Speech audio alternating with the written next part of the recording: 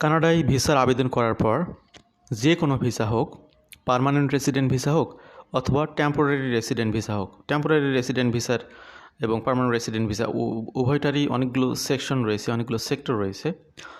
তো সকল category visa আবেদনের ক্ষেত্রে অত্যন্ত গুরুত্বপূর্ণ বিষয় হচ্ছে আপনার প্রুফ অফ ফান্ড অ্যাভেলেবল আছে কি না। তো বিশেষ করে পিআর অ্যাপ্লিকেশনে অনেকেই এই বিষয়টি মাথায় রাখেন না, যার কারণে পিআর আবেদন তো আসলে একবার রিফিউজ হলে সেটা রিকভারি করাটা অনেক টাফ। যদিও টেম্পোরারি রেসিডেন্ট ভিসা বা আপনার visitor visa, student visa, work permit visa এগুলোতে বারবার আবেদন করা সহজ, কিন্তু একটি পিআর আবেদন সম্পূর্ণ হতে অনেক সময় লাগে। মিনিমাম 1 বছর, 1.5 বছর, 2 বছর সময় লাগে। তো এত লং টাইম ধরে ওয়েট করার পরে শুধুমাত্র প্রুফ অফ ফান্ডের কারণে আপনার যদি ভিসাটা না হয় এবং একবার এটা ক্যান্সেল হয়ে গেলে রিঅ্যাপ্লাই করতে গেলে আপনার অনেক ধরনের কাঠখড়ি পোড়াতে হবে। অর্থাৎ রিঅ্যাপ্লাই বলতে এখানে জাস্ট নতুন করে সব কিছু শুরু করা। কারণ পিআর আবেদন যদি একবার রিফিউজ হয় সেটাকে রিকভারি করতে হলে অনেক ঝামেলা পোহাতে হয়। কিন্তু আপনার টিআরভি বা টেম্পোরারি রেসিডেন্ট ভিসা সেগুলো অনেক সময় ইমিগ্রেশন অফিসারের সন্দেহের কারণেও কিন্তু সেগুলো হয় না, যার কারণে সেগুলো বারবার আবেদন করা যায়, সেগুলো নিয়ে ঝামেলা কম হয়। কিন্তু একটা পিআর আবেদন রিফিউজ হওয়া মানে সেটা পরবর্তী সময় নতুন করে সবাই করতে পারে না, এখানে খুব রেয়ারলি ব্যক্তিরা পারে। তো এই জন্যে আজকে দুইটি বিষয়কে, বিশেষ করে পার্মানেন্ট রেসিডেন্ট আবেদনের ক্ষেত্রে প্রুফ অফ ফান্ডের যে বিষয়টি বা রিকোয়ারমেন্ট সেগুলো নিয়ে আমরা মেইনলি ফোকাস করার চেষ্টা করব। পাশাপাশি টেম্পোরারি রেসিডেন্ট ভিসা সেগুলো তো আমরা আগে কথা বলেছি, আজকেও সেটা নিয়ে হিন্টস দিব আপনাদেরকে। তো পৃথিবীর বিভিন্ন প্রান্ত থেকে যারা শুনতেছেন, ইনসাইড কানাডা এবং আউটসাইড কানাডা থেকে, সবার দৃষ্টি আকর্ষণ করছি আজকের এই ভিডিওতে যে আপনারা সাকসেসফুলি ভিসা আবেদন সম্পন্ন করার পরেও আপনাদের ভিসা নাও হতে পারে বা ভিসা অনেকেরই হয় না, এবং টেম্পোরারি রেসিডেন্টের ক্ষেত্রে মেজরিটি ভিসা হয় না এই প্রুফ অফ ফান্ডের আপনার সন্দেহের কারণে কিংবা সেটা পর্যাপ্ত মনে না হওয়ার কারণে। তো আজকে যেহেতু শুরুতে আমরা পার্মানেন্ট রেসিডেন্ট নিয়ে কথা বলবো, সেটা আমরা স্লাইড বাই স্লাইড কথা বলবো ইনশাল্লাহ। Many Canadian immigration pathways have minimum funds requirements. These funds vary depending on the pathway and proof of immigration, refugee and citizenship Canada. That you have enough money to support yourself during the first few months of your stay. This will also make it easier to cover living expenses while finding work and permanent accommodation. তো আপনারা জানেন যে যারা permanent resident নিয়ে কানাডাতে entry করে, একটা দীর্ঘ সময়ের পরিকল্পনা নিয়ে তাদেরকে আসতে হয়, এবং যদি কারো জব অফার না থাকে, আপনারা জানেন যে যারা ফেডারেল স্কিল ওয়ার্কার প্রোগ্রামে আসেন অথবা বিজনেস মাইগ্রেশনে আসেন, তাদের তো আসলে আলাদা করে জব থাকে না, আগে থেকে ইউজুয়ালি থাকে না। তো তারা কি হয়, তারা পিআর পার্মানেন্ট রেসিডেন্ট ভিসা নিয়ে একজন বেকার হিসেবে কিন্তু কানাডাতে এন্ট্রি করেন। তো এন্ট্রি করার পরে আপনার যদি ব্যাংক ব্যালেন্স অ্যাভেলেবল না থাকে, তাহলে তখন আপনি কি করবেন? আপনি তো পিআর নিয়ে ঢুকতেছেন, পিআর স্ট্যাটাস নিয়ে ঢোকা মানে আপনি এখানে যদি কোনো ফিনান্সিয়াল ক্রাইসিসের মধ্যে পড়ে যান, আপনার সকল দায় দায়িত্ব কিন্তু গভর্নমেন্টের উপর বর্তাবে। তো গভর্নমেন্ট এই বিষয়টিকে ইনশিওর করার জন্যে যারা পিআর অ্যাপ্লিক্যান্ট এবং অন্যান্য অ্যাপ্লিক্যান্ট যারা রয়েছে তাদেরটা তো আছেই, পিআর অ্যাপ্লিক্যান্টদের যদি অ্যাভেলেবেল ফান্ড না থাকে, সব কিছু ঠিকঠাক থাকার পরেও লাস্ট মুহূর্তে এসে তার আবেদনটি রিফিউজ হতে পারে। ইউজুয়ালি সাধারণত পার্মানেন্ট রেসিডেন্ট ভিসা প্রসেসিংয়ের ক্ষেত্রে যেটা হয়, যদি কারো যদি মেডিকেলি যদি কেউ আনফিট হয়, ক্রিমিনাল রেকর্ড যদি খারাপ হয়, সেটার কারণে রিফিউজাল হয়। কিন্তু বিশেষ করে এক্সপ্রেস এন্ট্রিতে বা প্রভিন্সিয়াল নমিনি প্রোগ্রামে কিংবা আটলান্টিক ইমিগ্রেশন প্রোগ্রামে যারা আবেদন করতেছেন, তাদের আবেদনের সময় দেখা গেলো হঠাৎ করে তারা আইটিআই পেয়ে গেলেন, এখন সেই সময় তারা যদি উপযুক্ত প্রুফ অফ ফান্ড দিতে না পারে, তাহলে তার সেই আইটিআইটা ক্যান্সেল হয়ে যাবে। এবং এখানে অনেক ব্যক্তিরা এক্সপ্রেস এন্ট্রিতে আইটিআই পাওয়ার পরেও ভিসা পায় না, শুধুমাত্র প্রুফ অফ ফান্ডে যে কন্ডিশন থাকে সেটা মিট আপ করতে না পারার কারণে। তো এই বিষয়গুলি অবশ্যই অত্যন্ত গুরুত্বপূর্ণ, বিষয়গুলো অবশ্যই খেয়াল করবেন। তো আমরা আগে পিআর অ্যাপ্লিকেশনের প্রুফ অফ ফান্ডগুলো নিয়ে কথা বলবো, এরপরে টিআরভি অর্থাৎ আপনার ভিজিটর, ওয়ার্কার এবং স্টুডেন্টদের নিয়ে আমরা জাস্ট একটা হিন্টস দিব আপনাদেরকে, যেহেতু সেগুলো আমাদের অলরেডি আলোচনা রয়েছে, তারপর আমরা সেগুলো নিয়ে কথা বলবো ইনশাল্লাহ। Settlement funds required for express entry programs. তো আপনারা জানেন যে কানাডাতে যত ইমিগ্রেন্ট ভিসা ইস্যু হয় তার মধ্যে ইকোনমিক ইমিগ্রেশন ক্যাটাগরিতে বলি, যে কোনো ক্যাটাগরিতে বলি, এর মধ্যে সবচেয়ে বেশি ইমিগ্রেন্ট ভিসা ইস্যু হয়, মোর দ্যান 1 লাখ, সেটা হচ্ছে এক্সপ্রেস এন্ট্রি। তো এই এক্সপ্রেস এন্ট্রিতে যাদেরকে আইটিআই ইস্যু করা হয়, আইটিআই ইস্যু হওয়ার পরে একজন ব্যক্তির 3টি কন্ডিশন যদি ফিল আউট হয়, তাহলে বলা চলে তার ভিসা হয়ে যাবে, এনিহাও হয়ে যাবে। এই 3টি কন্ডিশন কি? একটি হলো তাকে মেডিকেলি ফিট থাকতে হবে, মেডিকেল রিপোর্ট যেটা উনি দিচ্ছেন সেখানে মেজর কোনো ডিজিজ থাকবে না, বা যেটা কন্ডিশনের মধ্যে পড়ে সে ধরনের কোনো ডিজিজ থাকবে না, এটা একটা বিষয়। 2 নম্বর হচ্ছে যে তার নামে বিশেষ কোনো ক্রিমিনাল রেকর্ড নেই। 3 নম্বর বিষয় হলো তিনি প্রুফ অফ ফান্ড দেখাতে পেরেছেন উপযুক্ত। কেউ যদি তড়িঘড়ি করে প্রুফ অফ ফান্ডটা দেখায়, তাহলে অনেক সময় অনেকের আইটিএ দেওয়ার ভিসাটা হয় না, আইটিএ পাওয়ার পরেও তাদের ভিসা হয় না। তো এই 3টি বিষয়ের মধ্যে একটি অত্যন্ত গুরুত্বপূর্ণ, যে প্রথম দুটিতে তো আপনাদের কিছু করার নেই। মেডিকেল রিপোর্ট যদি খারাপ থাকে, আপনার যদি বিশেষ কোনো ডিজিজ থাকে, সেটা তো আপনার হাতে নেই। সেটার জন্য অবশ্য একবারেই রিফিউজ করে তা না, সেখানে 1বার 2বার 3বার সময় দেয়, কানাডা গভর্নমেন্ট সময় দেয় তাদেরকে। আমাদের জানা মতে 3বার পর্যন্ত, অর্থাৎ 3 বছর পর পর মেডিকেল দিয়েছে, এরকম আমরা এরকম ক্লায়েন্টও দেখেছি প্র্যাকটিক্যাল অভিজ্ঞতায়। সুতরাং এটা মেডিকেল কার যদি মেজর ডিজিজ থাকে, এটা নিয়ে খুব বেশি ওয়ারিড হবেন না। সেটা কিওর করার একটা উপযুক্ত সময় কিন্তু গভর্নমেন্ট দেয়। এরপরে ক্রিমিনাল যদি রিপোর্ট কারো খারাপ হয়, সেক্ষেত্রে আসলে কিছু করার নেই, সেক্ষেত্রেও আপনার ভিসাটা রিফিউজ হতে পারে।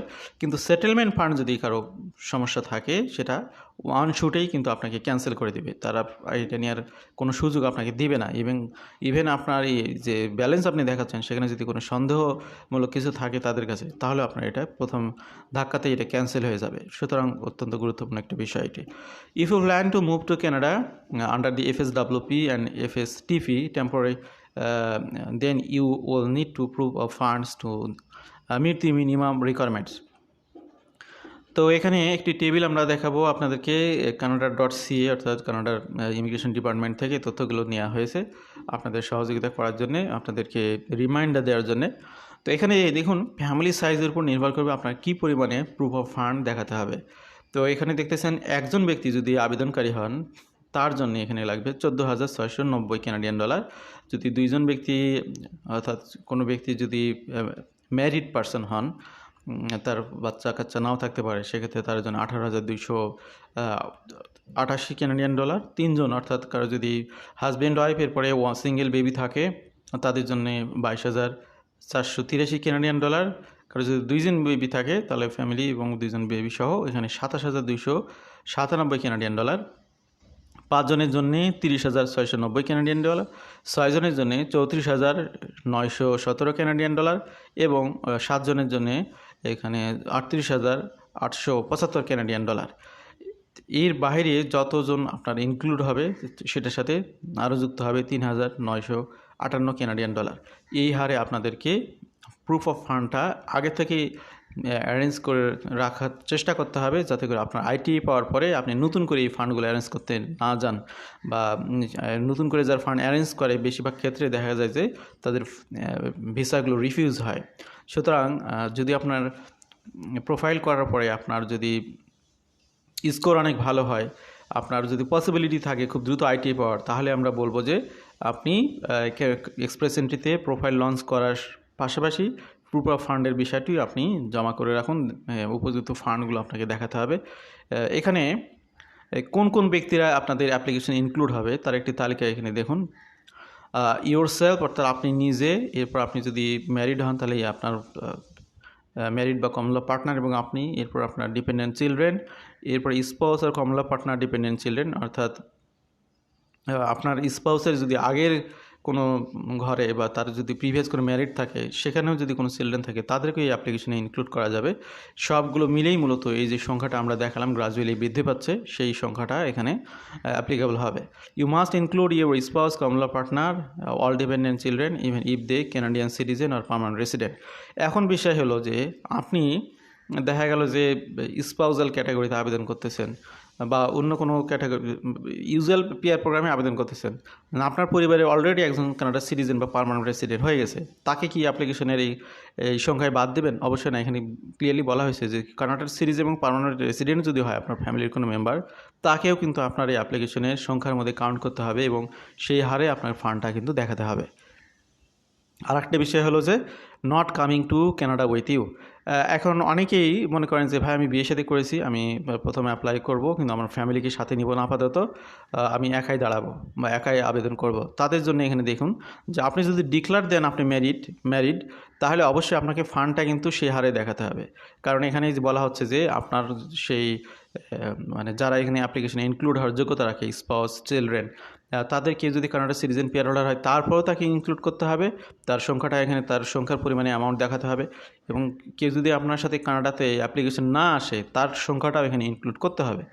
তো এখানে প্রুফ অফ ফান্ডের ক্যালকুলেশনটা কিসের ভিত্তিতে হয়, এটা স্ট্যাটিস্টিক্স কানাডা এবং কাস্টমার প্রাইস ইন্ডেক্স তাদের অ্যানুয়াল একটি সার্ভে এবং তাদের ইন্টারনাল একটা মেকানিজম রয়েছে, সেটার উপর ভিত্তি করে মূলত প্রত্যেক বছরই আপনার প্রুফ অফ ফান্ডগুলো আপনার তারা রিশিডিউল করে। তো প্রত্যেক বছর না হলেও কয়েক বছর পর পর করা হয়। তো আপনারা যারা রিসেন্ট টাইমে দেখেন নাই তাদের জন্য আমরা একটু আগে যেটা দেখালাম যে টেবিলটা, সেটা আপনাকে ফলো করতে হবে। এবার আসি এক্সপ্রেস এন্ট্রিতে আবার 3টি ক্যাটাগরি রয়েছে। প্রথমে যে প্রুফ অফ ফান্ডের কথাটি বলা হলো এটা হলো এফএসডব্লিউপি আর হচ্ছে ফেডারেল ট্রেড ক্লাস, তাদের জন্য। কানাডার এক্সপ্রেস এন্ট্রি আরেকটি প্রোগ্রাম, সেটা হচ্ছে Canadian experience class. Canadian experience ক্লাসে বলতে যেটা বোঝায় সেটা হলো যে কেউ যদি কানাডার থেকে ইনসাইড কানাডাতে থেকেই আবেদন করে এবং তার যদি কমপক্ষে কানাডাতে 1 বছরের জব এক্সপিরিয়েন্স থাকে, তাহলে তিনি যে ক্যাটাগরিতে আবেদন করেন সেটাকে বলা হয় ক্যানাডিয়ান এক্সপিরিয়েন্স ক্লাস। তো ইউজুয়ালি ক্যানাডিয়ান এক্সপিরিয়েন্স ক্লাসের জন্য প্রুফ অফ ফান্ড লাগে না। কী জন্য লাগে না? এটা ধরে নেওয়া হয় যে সেই ব্যক্তি যেহেতু অলরেডি 1 বছর কানাডাতে জব করেছেন, তার মানে তার কন্টিনিউ জব রয়েছে। কিন্তু কেউ যদি আউটসাইড কানাডা থেকে আবেদন করে ক্যানাডিয়ান এক্সপিরিয়েন্স ক্লাসে, অর্থাৎ দেখা গেলো আপনি, এটা নিয়ম হলো লাস্ট 3 ইয়ার্সের মধ্যে কমপক্ষে 1 বছরের কানাডাতে জব থাকতে হবে, তাহলে আপনি ক্যানাডিয়ান এক্সপিরিয়েন্স ক্লাসে আবেদন করতে পারবেন। এখন দেখা গেলো আপনি ক্যানাডিয়ান এক্সপিরিয়েন্স ক্লাসে আবেদন করেছেন কিন্তু আপনার বর্তমান পজিশন হচ্ছে আপনার আউট অফ কানাডাতে, অর্থাৎ আপনি কানাডাতে নাই, আপনার দেশে আপনি ফেরত গেছেন, তাহলে অবশ্যই আপনি যে এফএসডব্লিউপির যে হারে এখানে দেখানো হলো সেই হারে আপনার প্রুফ অফ ফান্ডটা দেখানোর চেষ্টা করবেন, আদারওয়াইজ আপনার ভিসাটা ক্যান্সেল হতে পারে।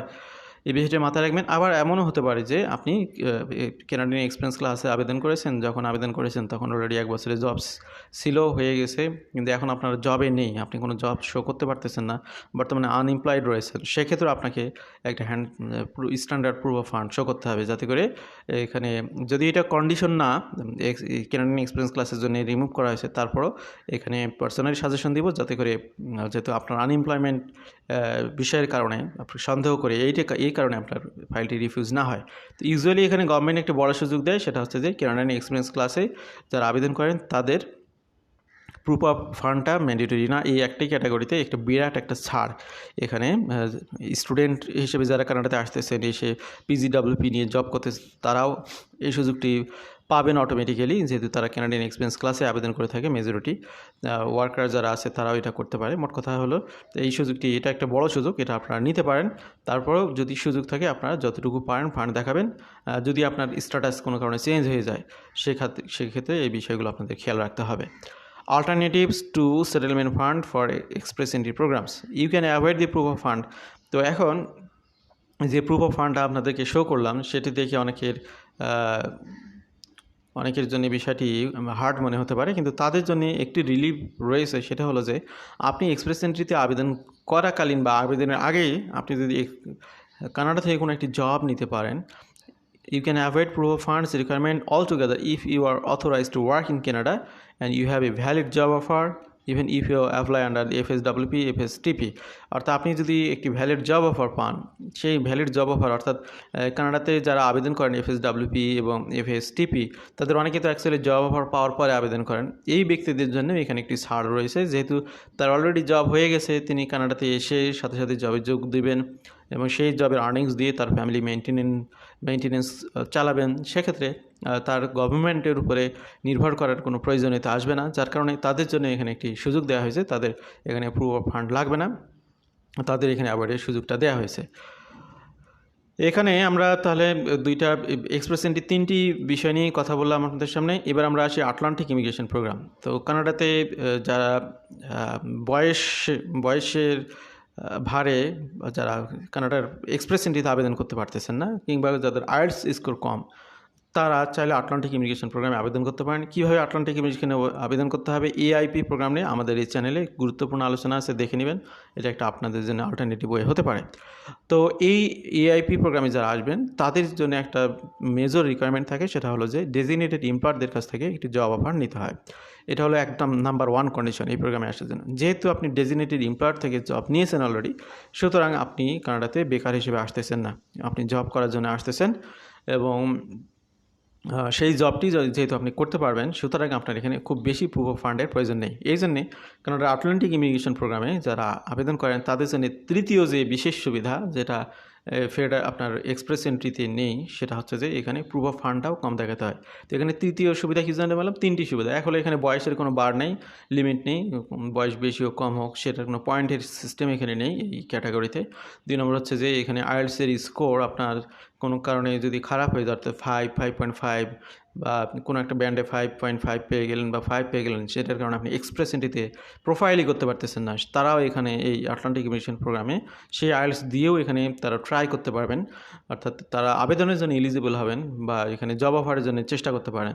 আর 3 নম্বর বিষয় হলো যে এখানে আপনার প্রুফ অফ ফান্ডটা কম দেখাতে হবে। কিন্তু এখানে সবচেয়ে হার্ড যে কন্ডিশন, যেটা এফএসডব্লিউপি, এফএসটিপি কিংবা সিইসি প্রোগ্রামের নেই, সেটা হলো এখানে আপনাকে ডেজিগনেটেড এমপ্লয়ারদের কাছ থেকে জব অফার নিতে হবে। এই হার্ড কন্ডিশনটা ফিল আউট করতে পারলে আপনার বাকি বিষয়গুলো, বাকি 3টি সুবিধা আপনি পাবেন। তো এখানে আপনার প্রুফ অফ ফান্ড কম দেখাতে হবে। কম বলতে কী বোঝায় সেটা আপনারা দেখতে পাচ্ছেন। সিঙ্গেল অ্যাপ্লিকেন্টের ক্ষেত্রে $3,672 কানাডিয়ান ডলার, 2 জন অ্যাপ্লিকেন্টের ক্ষেত্রে অর্থাৎ husband wife $4,572 Canadian dollar, husband wife children single children তার জন্য $5,260, হাজব্যান্ড ওয়াইফ 2 চিলড্রেন 6,824 এবং 5 জন ব্যক্তির জন্য 7,740।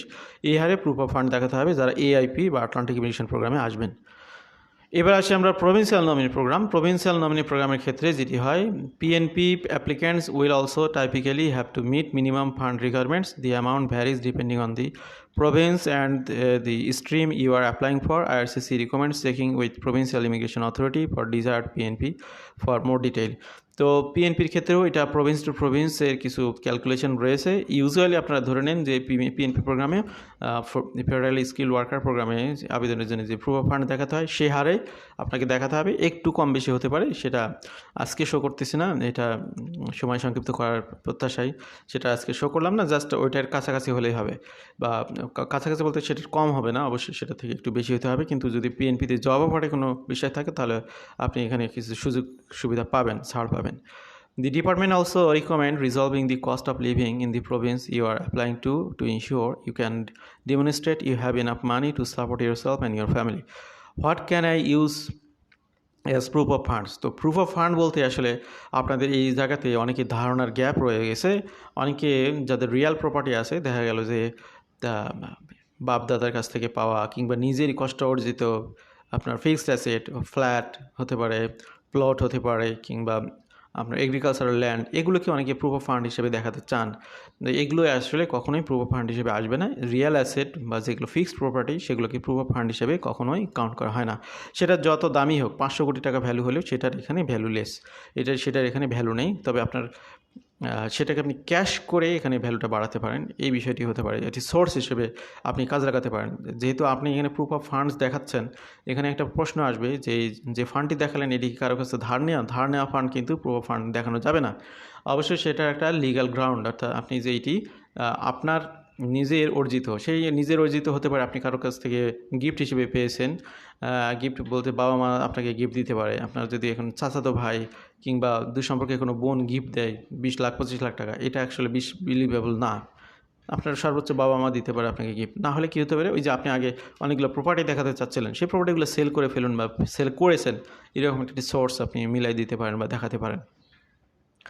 ডকুমেন্টেশনের মাধ্যমে যদি প্রুভ করতে পারেন, সেটা আপনাদের বিষয় হবে। তো আমরা আসি, according to IRCC you must be able to prove you can legally access funds both you apply and when your application is approve. তো এখানে বিষয় হলো শুধু ফান্ড দেখালেই হবে না, সেই ফান্ডটা যে আপনার, সেটি যে ব্যবহার করার জন্য সকল ধরনের কর্তৃত্ব আপনার রয়েছে, সেটিও শো করতে হবে। সেটি শো করার মানে আপনাকে দেখাতে হবে যে এই ফান্ডটা, যে আপনি এটার মালিক, কীভাবে আপনি মালিক হয়েছেন। এটা হতে পারে যে আপনার দীর্ঘ সময়ের অ্যাকুমুলেটেড সেভিংস, আপনি সেটা এক্সপ্লেনেশনটা দিতে পারেন। You must also be able to prove you have access to money when you arrive in Canada.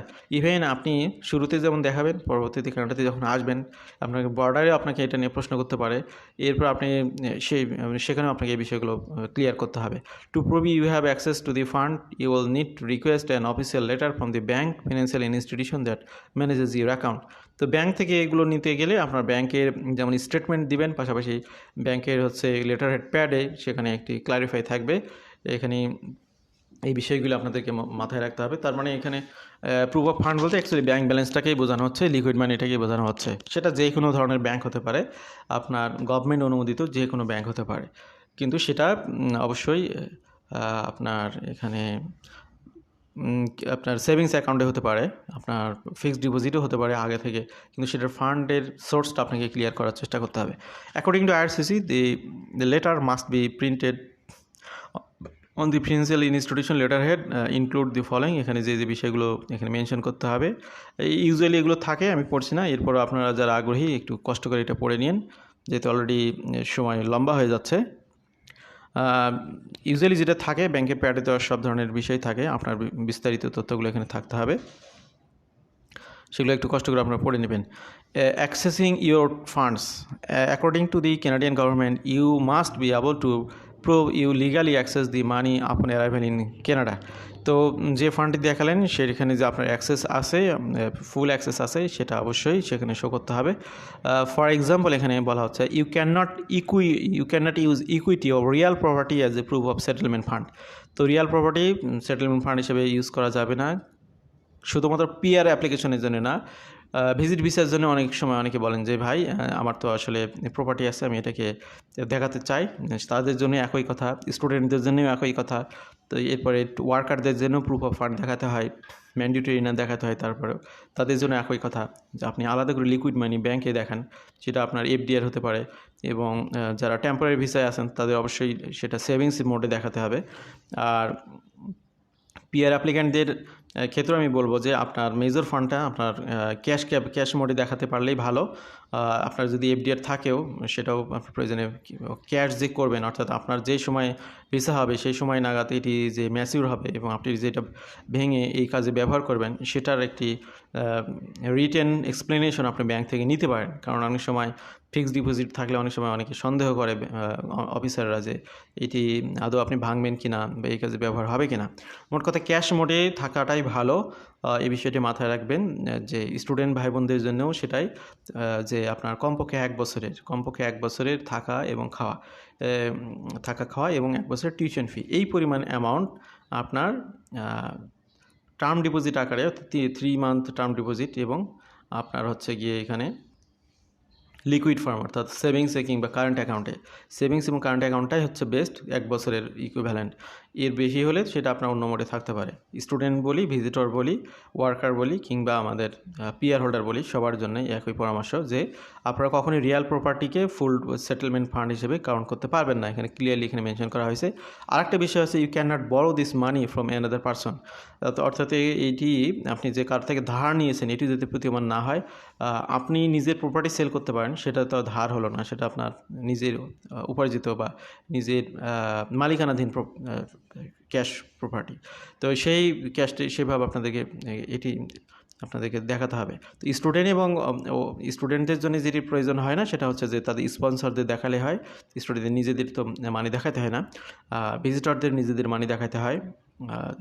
আবার ভিজিটর যদি ছোট হয় বা মাইনর হয়, কিংবা মাইনর না হলেও তার প্যারেন্টস যদি অনেক বেশি ক্যাপাবল হয়, সেক্ষেত্রেও তারা স্পন্সর দেখাতে পারে, কোনো সমস্যা নেই। You must be able to use this money to pay your family cost living with you they are not continuing with you. এখন একটা প্রশ্ন হতে পারে যে ভাই আমি আসবো একা কানাডাতে, আমার ফ্যামিলিদেরকে নিয়ে আসবো না, তারপর আমার প্রুফ অফ ফান্ড কেন দেখাতে হবে? ভাই আপনি তো কানাডাতে আসবেন, আপনি তো একা আসবেন, ভালো কথা, আপনার থাকা খরচ তো বহন করবেন। তো আপনি একজন ইনকাম জেনারেটেড পারসন, আপনি কানাডাতে আসতেছেন, তো আপনার ফ্যামিলির খরচটা কে চালাবে? আপনার দেশে আপনার ফ্যামিলি যদি থাকে তাদেরও তো খরচ আছে, সেই খরচটাও যে আপনার রেডি আছে, আপনার অনুপস্থিতিতে আপনার ফ্যামিলি যে সাফার করবে না সেটিও ইনশিওর হতে চায় ইমিগ্রেশন ডিপার্টমেন্ট। সেই জন্যে আপনার ফ্যামিলি আপনার সাথে আসুক বা না আসুক, প্রুফ অফ ফান্ড সবার জন্যই দেখাতে হয়, একই হারে দেখাতে হয়। আর যদি ফ্যামিলি না থাকে, সিঙ্গেল হন, তাহলে তো সেই ঝামেলা নেই। ইফ ইউ এখানে যার যার অ্যামাউন্ট এখানে ব্যবহার করা যাবে। You must be able to use this money to pay for your family cost. If your spouse is coming with you, you can count money you have together in a joint account. আপনার স্পাউসের money এখানে ব্যবহার করতে পারেন, নিতে পারেন। You may be able to count money in an account under your spouse's name. আপনার স্পাউসের নেমে যদি টাকা থাকে, সেটা যে ব্যবহারের জন্য আপনার অনুমতি আছে, সেটা দরকার হলে স্পাউসের থেকে রিটেন এক্সপ্লেনেশন নিতে হবে। আপনার যদি অ্যাক্সেস না থাকে সেখানে, তাহলে কিন্তু সেটাকে প্রুফ অফ ফান্ড হিসেবে কাউন্ট করা হবে না। তো পিআর হোল্ডারদের এই বিষয়গুলোতে খেয়াল করতে হবে অবশ্যই। তো এখন আনুষঙ্গিক যে বিষয়গুলো বলতে চাই কিছুটা, সেটা আপনাদেরকে তুলে ধরবো। সেটা হলো যে ভিজিটর এবং ভিজিটর ওয়ার্কার এবং স্টুডেন্টদের জন্য অলরেডি আমি বলে ফেলেছি কথাগুলো, আবারও রিপিট করতেছি তাদের জন্য, যেহেতু আজকের মেজর আলোচনা জুড়ে ছিল পিআর হোল্ডারদের জন্য। বিজনেসম্যানদের ক্ষেত্রে কিন্তু একটা প্রুফ অফ ফান্ড দেখাতে হয়। স্টার্ট আপ ভিসায় যারা আসবেন, অনেকে এখন স্টার্ট আপ ভিসায় আবেদন করতেছেন, তাদের জন্য একটা প্রুফ অফ ফান্ড কী পরিমাণে লাগবে, আপনি just proof of funds for start up immigrant দিয়ে আপনি গুগল করলেই দেখতে পারবেন। সেটি আমরা আজকে সময় সংক্ষিপ্ত হওয়ার কারণে তুলে ধরলাম না। আপনার গুগল করলে নিজে সেটা বুঝতে পারবেন, তাদেরও প্রুফ অফ ফান্ড আলাদা করে দেখাতে হয়। এই হলো বিষয়। তো ভিজিটর এবং ওয়ার্কারদের জন্য, ভিজিটরদের একটা প্ল্যান থাকে, একটা সার্টেন টাইম পর্যন্ত তিনি ভিজিট করবেন, বিভিন্ন জায়গায় ঘুরবেন। তার পুরো ট্রাভেলটা করার জন্য যে পরিমাণে লিকুইড মানির প্রয়োজন, সেই লিকুইড মানিটা তিনি সেভিংস মোডে তাকে দেখাতে হবে। সেটার সাথে সারপ্লাস 4-5 লাখ টাকা আপনি যদি দেখাতে পারেন, তাহলে বুঝবে যে হ্যাঁ ঠিক আছে সব কিছু। কারণ আপনার ফ্যামিলি তো রেখে যাচ্ছেন, তাদের তো কন্টিনিউ একটা খরচের বিষয় রয়েছে। স্টুডেন্টদের ক্ষেত্রেও যেটা একটু আগে বললাম, যে কমপক্ষে 1 বছরের অ্যাকোমোডেশন এবং টিউশন আপনার দেখাতে হবে। যদি 2 বছরেরটা দেখেন, সেটা খুবই স্ট্যান্ডার্ড হয়, খুবই ভালো হয়। কিন্তু সবার তো সামর্থ্য একরকম না, না হলেও অন্ততপক্ষে এখন তো এক সিঙ্গেল স্টুডেন্টদের জন্য 20,000 20,500 টাকা দেখাতে হয়, ডলার দেখাতে হয়। পাশাপাশি আবার টিউশন ফি যে হারে, বা টিউশন এবং অন্যান্য যতগুলো ফি আছে, সবগুলো ফি যোগ করে যে পরিমাণে আসে, সব কিছু মিলে হয়তো বা আপনার মিনিমাম 40,000 45,000 এরকম আসবে অ্যানুয়াল খরচ। সেই হারে সেই টাকাটা আপনাদেরকে অ্যাকাউন্টে দেখাতে হবে। তো এই প্রুফ অফ ফান্ডগুলো যদি না পায়, তাহলে যে কোনো ইমিগ্রেশন অফিসার যে কোনো ভিসা রিফিউজ করতে পারে। তাদের সেই ক্ষমতা দেয়া আছে তাদেরকে, যার কারণে কিন্তু অনেক ভিসাই কিন্তু হয় না। এই বিষয়টি আপনাদেরকে খেয়াল করতে হবে। তো আনুষঙ্গিক অনেক কথা হলো, আমরা আলোচনা শেষ করব। যারা পৃথিবীর বিভিন্ন প্রান্ত থেকে শুনলেন, সবাইকে আবারও ধন্যবাদ জানাচ্ছি আমাদের সাথে থাকার জন্য। আপনাদের প্রতি কৃতজ্ঞতা জ্ঞাপন করছি। তো ভালো থাকবেন সবাই। আল্লাহ হাফিজ। সালামু আলাইকুম।